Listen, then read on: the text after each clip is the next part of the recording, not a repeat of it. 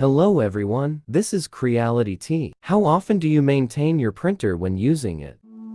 Proper maintenance of the machine can extend the service life of the printer and improve the print quality. So this issue shares the maintenance and precautions for K1 series machines. 1. Keep it clean. Whether it is before starting printing or after printing is completed, always keep the inside of the printer and the printing platform clean and tidy.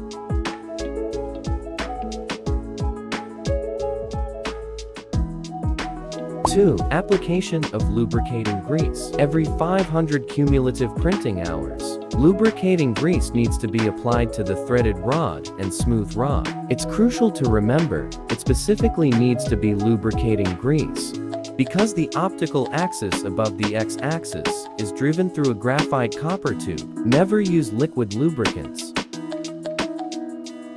3. Replace the nozzle. The nozzles will wear out over time. In order to ensure printing accuracy and quality, it is recommended to replace the nozzle every 500 hours of accumulated printing time. 4. Equipment self-test. After the printer is used for a long time, whether it is the belt, optical axis, or the nozzle, will cause a certain amount of wear and tear, causing the printer's status to be different from the status of the last device self-test.